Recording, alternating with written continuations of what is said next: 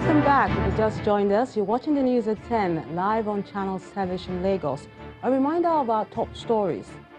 Tragedy averted as Air Peace overshoots runway at Port Harcourt International Airport in River State. Accident Investigation Bureau begins investigation. Petroleum pipeline explodes in Onyibo area of River State. Several people feared dead as they attempted to scoop petrol from the site of the accident. Vice President Oshimhole assesses enforcement of presidential order on Apapa Lagos gridlock, expresses satisfaction with level of compliance by port operators. And the United States to impose additional sanctions on Iran to prevent it from obtaining nuclear weapons.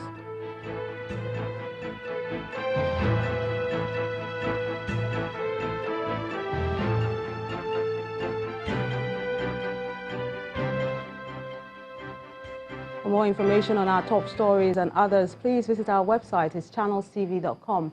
Subscribe and watch Channels Television's live stream on YouTube and other social media platforms using your mobile device browser, or download the Channels TV app for Android and iOS devices from their respective stores. And besides giving you access to news updates on the go, the Channels TV and Channels 24 app has an eyewitness feature, so you can use it to share those pictures, videos, or news of happenings around you. Just install the app, then tap and swipe to reveal the menu and follow the instructions. The Edo State government is not taking any of the comments by the APC National Chairman, Mr. Adams Oshimhole, lightly on the role allegedly played by the Governor, Godwin Obaseki. In a statement by the Special Advisor to the Governor on the Media and Communication Strategy, Mr. Cruzo Osage, the state government describes the allegation as false and baseless. The statement explains that the failure of the APC National Chairman to satisfy the basic tenets of the natural justice, which makes fair hearing from all sides a matter mandatory, exposes his bias. It says, and I quote, "For the avoidance of doubt, all the decisions relating to the leadership of the Edo State House of Assembly recently elected by the House were taken by the State Working Committee and leaders of the party from across the state." End of quote. It adds that the national chairman of the party should respect the party's decision, just like the governor and other party members have done. Let's turn our attention to some security stories now. The Multinational Joint Task Force, MNJTF, says its troops, in conjunction with the national forces, have bombarded hideouts of the Islamic State for West Africa, ISWAP, in the Lake Chad region, killing at least 42 terrorists. The MNJTF says the onslaught is the heaviest loss inflicted on ISWAP terrorists in the last 6 months. A statement from its Chief Military Public Relations Officer, Colonel Timothy Antiga, says troops embarked on clearance operation to Doron Naira, an island in Lake Chad, in a bid to disrupt ISWAP's activities on the island and adjoining localities on Friday. He explains that troops effectively suppressed the terrorists, destroyed 2 gun trucks and 3 motorcycles, while 2 machine guns were recovered. He said the troops lost a soldier while 10 others were injured in action. The political crisis that started in southern Cameroon in 2016 has forced no fewer than 36,000 Cameroonians to take refuge in Nigeria. This next report focuses on the plight of these refugees living in Nigeria, as well as those who are internally displaced in the country. On June the 20th every year, the United Nations marks World Refugee Day with the intent on improving their living conditions and that of internally displaced persons around the world. The theme for this year's celebration is Take a Step with Refugees. It is a theme carefully chosen by the United Nations to encourage the general public to identify with refugees and internally displaced persons. Part of the activities to mark the 2019 World Refugee Day by the United Nations include the distribution of relief material to refugees and internally displaced persons in Abuja.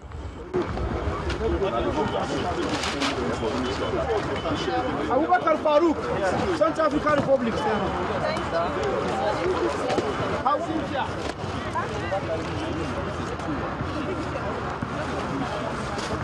Some of the recipients of these material are the lucky individuals from the estimated 40,000 southern Cameroonian refugees living in Nigeria. They are unhappy with the conditions in some of the camps their people reside. People are dying there every day because of the food they are eating. They don't know the type of food they are eating, where to live. They don't normally used to that type of place. They are dying every day.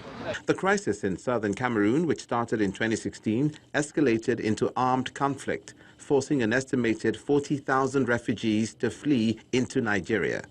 Some of these refugees currently take refuge in Cross River, Benue, Taraba, and Akwa Ibom states. They want the international community to address the root cause of their current predicament. It looks like the UN and other competent authorities like the EU, the AU are not doing anything positive to address the root cause of this problem, because people are dying every day. So if you ask most of us, 99% of us will tell you that solve the problem and we go back home and we live our better lives the way they were.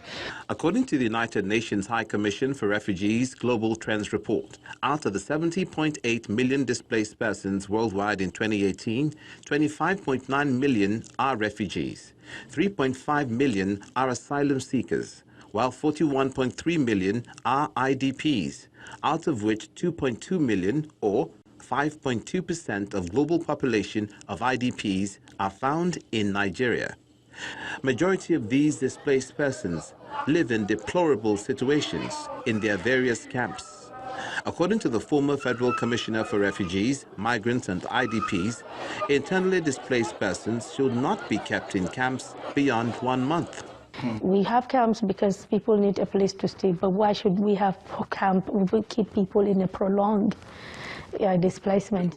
A person should not remain there for more than a month. In worst case scenario, 3 months. As the United Nations and the countries of the world continue to seek ways to end the numerous violent conflicts across the world, it's important to pay more attention to the condition of the over 70 million people forcibly displaced so far, majority of whom are either in refugee camps or as internally displaced persons in their own countries. For more on the condition of refugees and IDPs in Nigeria, we're now being joined live from our Abuja studios by the UNHCR Deputy Representative in Nigeria, Mr. Roger Olo. You're welcome to the News at 10. Thank you for having Now, the me. statistics on the population of refugees and IDPs the world over appear staggering. What's your take on this?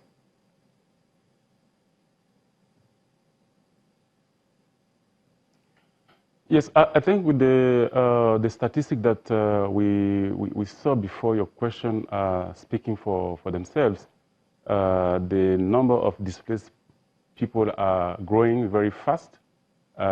We have now passed 70 million and plus forcibly displaced persons in the world. The causes are diverse. We have conflict, we have violence, we have political violence for the case of Cameroon, for example. So we have all these situations where people are forced to flee their countries or their place of habitual residence. Now, the situation in Nigeria is no less disturbing, with over 2 million IDPs and thousands of refugees. How involved is your organization in managing the IDPs? Our office in Nigeria is working in collaboration with, I must say, the government in Nigeria. We are collaborating with the National Commission for Refugees.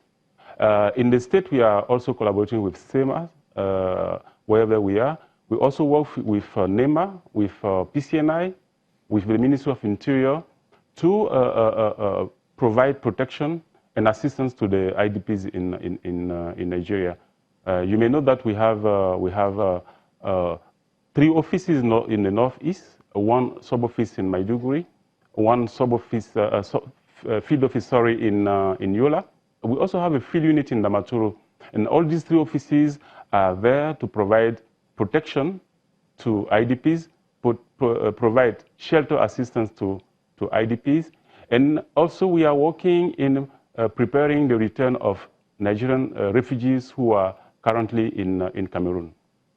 Well, the condition of the refugees, especially Cameroonian refugees in the country, has also become a cause for concern. So give us a sense of what this entails with regards to humanitarian assistance needed. Yeah, the situation of Cameroonian in Nigeria, I must say, we first have to say, commend and appreciate the Nigerian government, the host population of Cross River, of Benue State, of Akwa Ibom, where this refugee resides. At the onset of the crisis, when the refugees started crossing the border, they were received by the communities. The government of Nigeria also provided some assistance. But as we speak, UNHCR has opened 3 offices in the area, 1 office in Calabar, 1 office in Ogoja, and another one in Adipo. But when it comes to refugees, what we are saying, and this is the message we keep passing on to the general public during this World Refugee Day, is refugees are received in the country, and UNHCR is in that country to assist the government to receive the refugees. So our message is clearly that UNHCR alone cannot really take care of the refugees in the country. We need to partner with the government. We need to partner with the states. We need to partner with the NGOs. We need to partner with financial institutions in the framework of what we have now, we now call the Global Compact for Refugees, which allow what we call the whole of a society approach to refugee issues. And we are calling for this kind of partnership, and we are happy that in Nigeria, as we speak, Cameroon refugees are allowed to access schools, the education. They are also allowed to access health. They are offered livelihood opportunities. We agree that this is not enough. That is why during this week when we celebrate the World Refugee Day, we keep calling on people, we keep passing on advocacy messages for more mobilization, including for resources to provide more assistance to the refugees living in Nigeria. Mr. Roger Olo, it was a pleasure having you speak with us on the News at 10. Thank you for having me. When the News at 10 returns, Africa retains position as the fastest growing region in the world as total trade rises to nearly $1 trillion in 2018 in latest report by Afreximbank. That's on Business News. Join us again.